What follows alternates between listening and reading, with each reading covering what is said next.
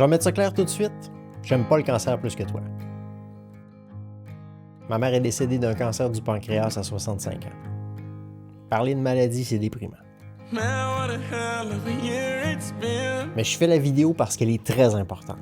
En fait, je suis même emballé de la faire. On va voir ce qui se passe avant le cancer.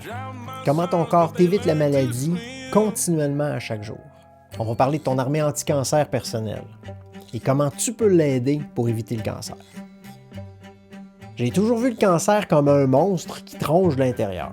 Et c'est pas complètement faux, mais c'est nos propres cellules qui se multiplient de façon incontrôlée. C'est ça qui forme la tumeur. Pourquoi elles font ça?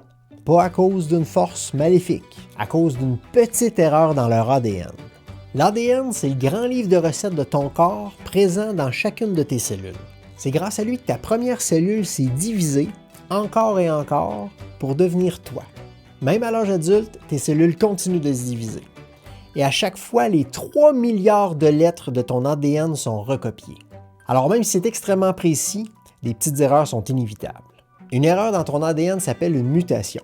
C'est un phénomène tout à fait normal qui se produirait environ 1 million de fois chaque jour. Il faut comprendre que les cellules mutantes ne sont pas toutes dangereuses. Certaines vont simplement mourir sans causer de dommages et il y en a d'autres qui peuvent même nous apporter un avantage. C'est la base de la théorie de l'évolution de Darwin. Mais quand elles touchent certains gènes précis, ça peut devenir problématique. En particulier les proto-oncogènes, responsables de la division cellulaire. Si une mutation touche un proto-oncogène, il peut se transformer en oncogène et pousser la cellule à se diviser de façon incontrôlée, comme si la pédale restait collée au plancher. Ces cellules-là sont à risque d'évoluer vers un cancer et ton corps en produit accidentellement à tous les jours pendant toute ta vie. Alors pourquoi on n'est pas tous, présentement, en train de mourir du cancer? Parce qu'une cellule avec un oncogène, c'est pas un cancer. C'est comme une graine de cancer.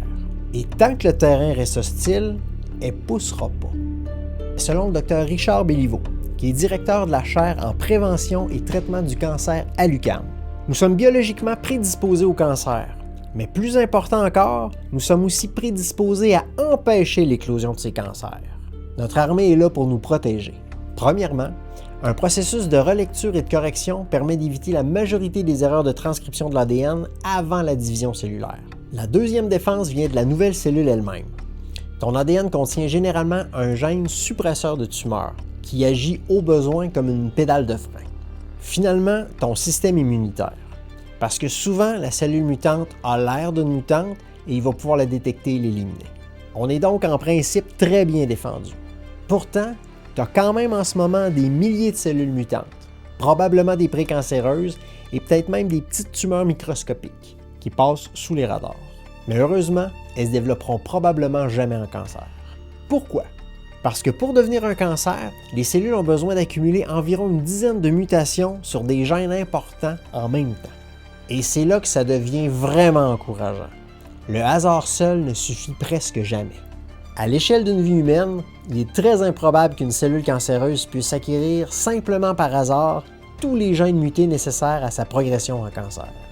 Pour parvenir à un stade mature, un cancer doit pouvoir compter sur la collaboration de son milieu, sur une modification du climat anticancéreux qui y règne et l'empêche d'acquérir les propriétés nécessaires à sa progression. Mais il est là le problème. Il n'y a pas seulement le hasard qui cause des mutations. Oui, on pense souvent aux rayons X, aux rayons UV et à la cigarette. Mais ma mère ne fumait pas et s'exposait pas inutilement au danger, comme beaucoup de gens qui développent quand même un cancer. Alors il y a autre chose. Ce qu'on réalise moins, c'est l'ampleur des dommages causés par l'inflammation sous-clinique chronique. L'inflammation, c'est une réponse de ton corps pour se réparer en augmentant la division cellulaire. Sous-clinique qui passe inaperçue et chronique qui perdure sur le long terme. Les principaux responsables, le manque d'activité physique, une alimentation discutable et le surpoids. Béliveau l'explique clairement. L'inflammation chronique causée par l'obésité et la sédentarité endommage l'ADN. Elle affaiblit aussi toute ton armée anti-cancer, la correction des erreurs de transcription, les gènes suppresseurs de tumeurs et le système immunitaire. En plus, les cellules inflammatoires déclenchent la formation de nouveaux vaisseaux sanguins autour des tumeurs. Donc, les mauvaises habitudes de vie, qui ont l'air banales et sans conséquences graves à court terme, transforme le climat anticancéreux de ton corps en climat propice au cancer, qui lui permet de prendre la maturation au fil des années. C'est pas « Ah, je suis jeune, je vais être correct, j'ai une bonne génétique ». On a tous des cellules à risque.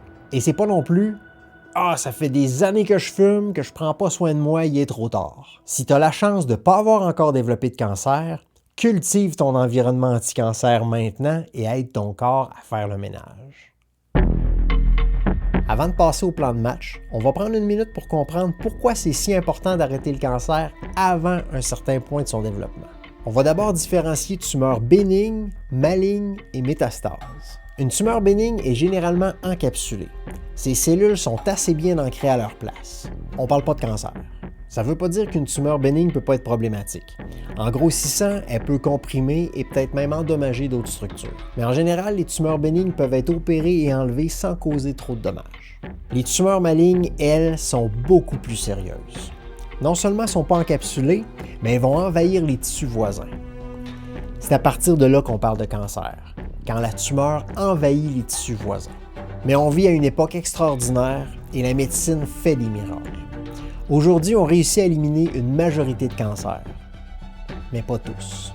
Un cancer devient beaucoup plus dangereux et tenace quand ces cellules subissent des mutations supplémentaires qui leur font perdre leur propriété d'adhérence. Elles peuvent alors se détacher, voyager dans le sang ou le système lymphatique et aller s'installer ailleurs dans le corps.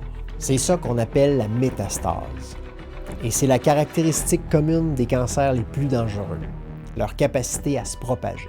On comprend maintenant pourquoi le dépistage est si important. La grande majorité des cancers peuvent être vaincus beaucoup plus facilement avant qu'ils fassent des métastases. Mais on comprend aussi qu'on peut faire beaucoup plus que juste dépister tôt. On peut donner à notre corps ce dont il a besoin pour maintenir ses défenses anti-cancer. C'est là que la guerre se gagne, au quotidien pendant toute notre vie. Selon le Dr Béliveau, ce qu'on ne contrôle pas, comme le hasard de la division cellulaire, les prédispositions génétiques, les infections, la pollution et les maladies inflammatoires, tout ça serait responsable de seulement 25% des cancers. Nos habitudes de vie représenteraient jusqu'à 75% de l'équation. Oui, un bébé peut venir au monde avec une prédisposition génétique. Oui, des gens meurent du cancer malgré une hygiène de vie irréprochable. Et c'est extrêmement dommage. Mais si toi, tu veux profiter longtemps de ta vie en santé, tu veux maintenir l'environnement anti-cancer de ton corps. Concrètement, ça veut dire quoi? Ça veut dire éviter d'introduire volontairement dans ton corps ce qu'on sait être cancérigène, comme la fumée de cigarette.